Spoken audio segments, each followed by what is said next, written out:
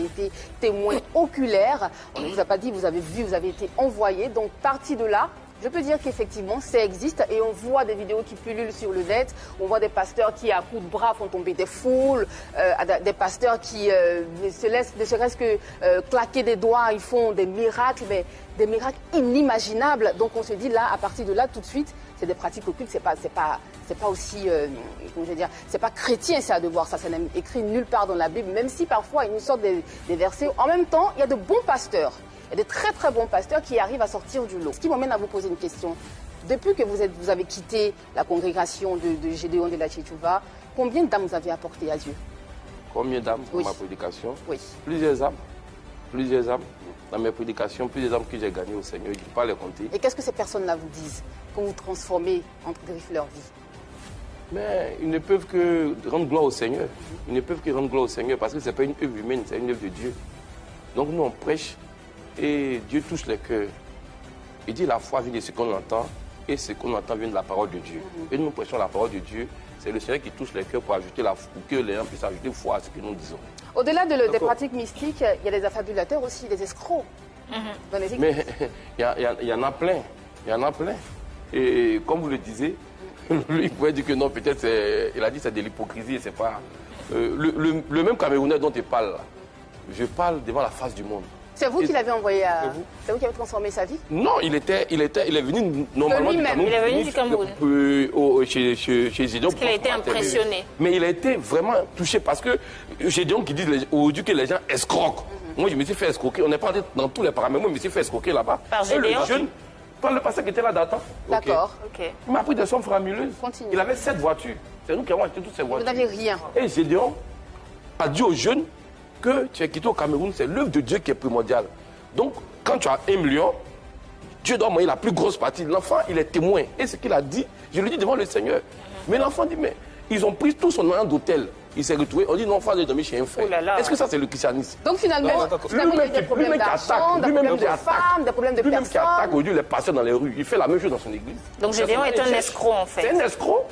Donc ce qui vous dérange, c'est quoi? C'est un problème d'argent, c'est ça? Moi? Oui. Avec non, pour le jeune qui a été délivré tout à l'heure, c'est un problème, il a été délivré. Donc finalement, ce que je dis, ce qui vous a fait sortir de tout ceci, c'est non seulement le fait qu'il ne respecte pas la parole de Dieu, mais il y a aussi des problèmes d'argent, des problèmes de femmes. Toutes ces choses qui ne sont pas en conformité avec la parole de Dieu. Alors moi, je vous repose la question. Vous avez dit tout à l'heure que vous ne pouvez pas compter le nombre d'âmes que vous avez emmené à Christ ou à Dieu, mais vous avez quand même une idée.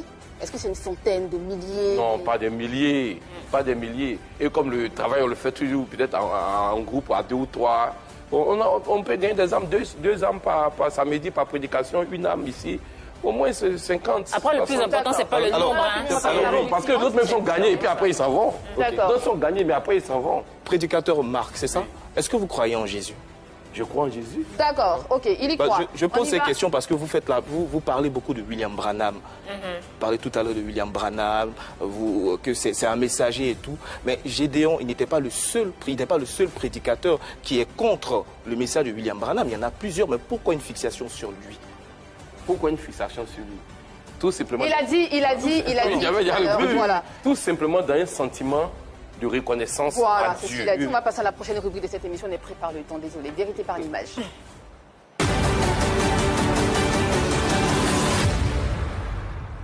Prédicateur Marc, on a plusieurs images comme ça à vous proposer. C'est la rubrique de cette émission. Je vous explique. Il y a des images qu'on va vous proposer de personnes, bien sûr, que vous connaissez ou pas, et on vous demandera votre avis.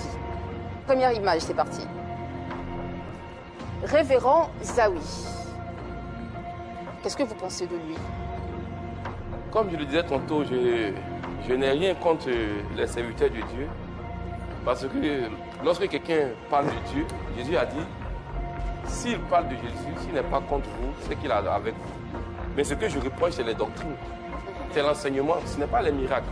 Moi, ma foi est basée sur l'enseignement parce que Jésus a dit dans Matthieu 28, il dit, et enseigne-leur. C'est tout ce que je vous ai prescrit et c'est après que les miracles accompagnent. Mais nous ne voyons pas d'enseignement dans ces églises-là. Vous êtes déjà allé à son église? Je l'écoute. Vous êtes déjà allé à son église? Non, je ne suis pas allé dans son église, mais je l'écoute. Mais quand vous l'écoutez, qu'est-ce qui vous dérange principalement dans ces enseignements? L'enseignement qui me dérange. Bon, je ne le vois pas prêcher la doctrine du Seigneur. Ok. Prochaine, il ne prêche pas la doctrine du Seigneur. D'accord. Prochaine image. Il est focalisé sur le bien matériel. Mais sur le bien matériel, envoie les gens au ciel. Tu peux être riche et puis ne pas aller au ciel. Prochaine image. Elipada, vous le connaissez? Bon, je ne le connais pas trop. Il dit qu'il avait donné une prophétie, donc il est de Dieu. Qu'est-ce que vous en avez pensé? Mais c'est pas parce qu'on donne une prophétie qu'on est de Dieu.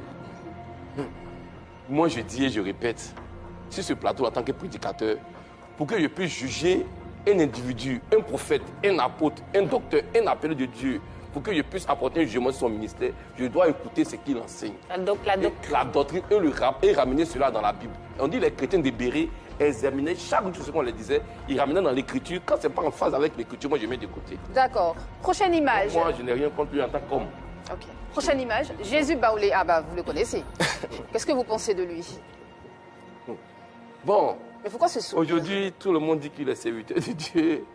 Mais vous en pensez quoi? Bon, moi, je ne crois pas que ce soit un serviteur de Dieu.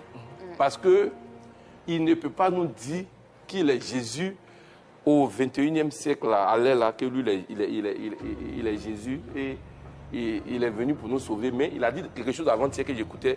Il dit, lui, il est venu, mais il ne nous a pas dit qu'il est venu pour mourir à la croix. Cette fois-ci, là, il est venu pour vivre sa vie. Donc, il ne faut pas, il va faire chemin de croix, puis ils vont le blesser. Est-ce qu'il a dit? Il a dit ça, j'ai entendu ça. D'accord. Donc, il ne veut pas qu'on le blesse. Ok, Jésus a accepté qu'on le blesse. Donc, je ne crois pas qu'il soit Jésus. D'accord. Alors, le prochain élément qui vient, par contre, c'est une vidéo. C'est la vidéo du chanteur Clé Salé. On va l'écouter. Je dis et je répète, 80% des pasteurs sont faux en Côte d'Ivoire. Wow. 80%. C'est beaucoup. Je n'ai pas peur de vous le dire. Je vous ai dit que je vais dire beaucoup de choses. 80% des pasteurs sont faux en Côte d'Ivoire. C'est dommage, mais ce que je vous dis est la vérité. Il a fallu que je sois... Pardon? Sur quoi vous vous basez pour dire ça? Mais parce que je les fréquente. D'accord. Et depuis 2007, je suis sorti de l'école pastorale, je fréquente une multitude de pasteurs. Je sais ce que les gens font. Ils sont nombreux à être dans le faux. 80%. Mais un Clé Salé, excusez-moi pour le mot, parce que par rapport à ses déclarations, ses propos, il m'a beaucoup choqué, parce qu'il a dit qu'il est venu à Dieu pour être riche, on ne vient pas au Seigneur pour être riche. Donc il n'a jamais été de Dieu. Dieu ne l'a jamais appelé, il s'est retrouvé là-bas par fantaisie. Et c'est le constat amer qu'on fait. Aujourd'hui, les gens se retrouvent par fantaisie parce qu'ils ont faim pour un problème de vente et de bas-vente. Ils se retrouvent pasteurs, prophètes. Il a raison, il y a plus de 80% de faux.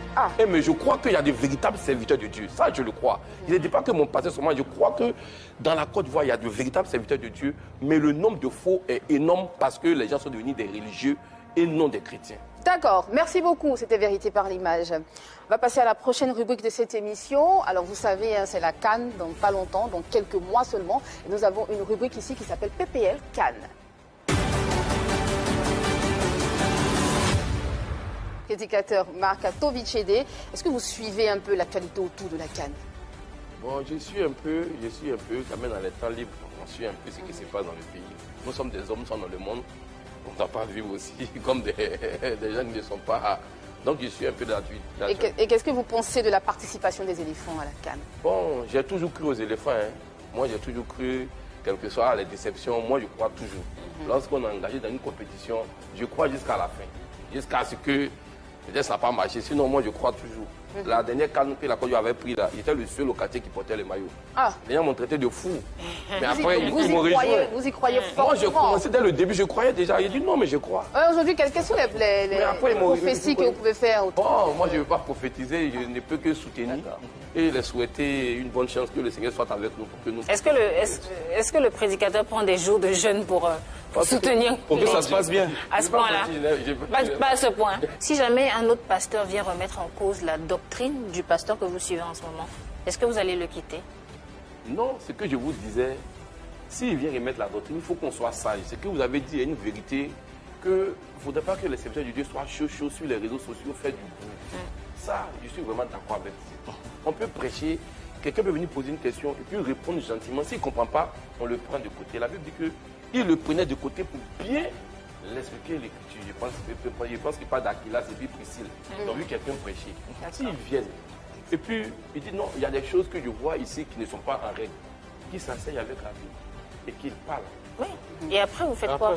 Si ça soit avec la Bible, vous vous rendez compte qu'il y a des contradictions, vous partez encore? Si le pasteur, si l'autre a pu montrer au pasteur avec la Bible, selon les Écritures, et selon encore ce que vous n'aimez pas, la prédication du prophète, c'est la Bible aussi. J'ai pas dit que j'aime pas. Hein. D'accord. Alors...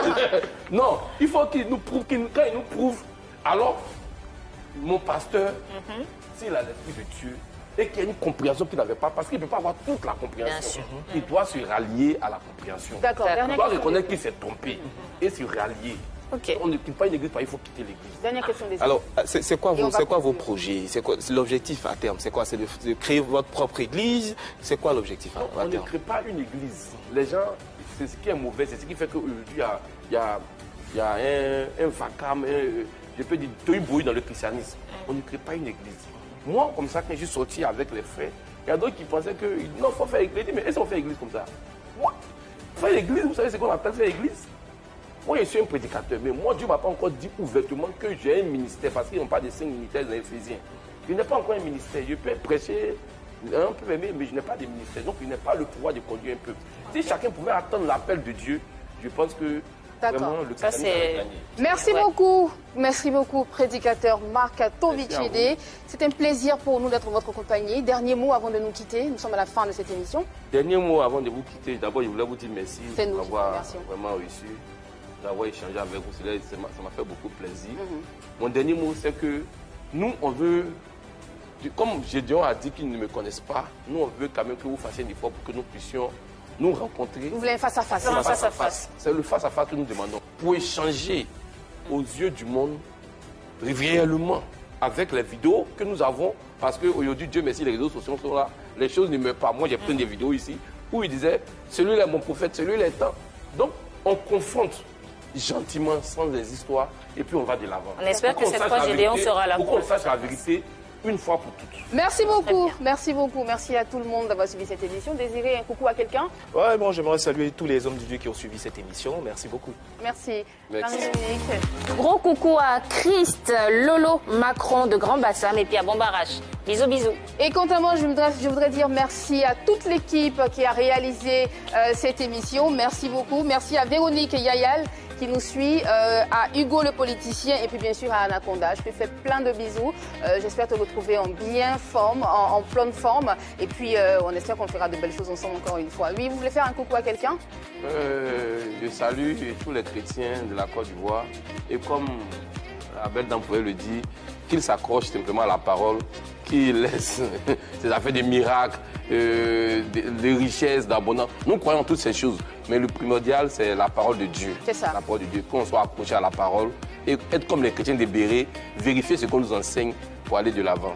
C'est très important. Alors, le résultat de ce sondage, vous avez été très nombreux à voter. Croyez-vous aux pratiques occultes dans l'Église? À 60%, oui. Tel est le résultat que nous avons reçu. Dans quelques instants, vous aurez rendez-vous avec Romaric Beda dans PPLK Offside. Moi, je vous donne rendez-vous demain, même heure, même endroit, pour un autre numéro de People Polémique. Je vous embrasse et je vous dis à demain.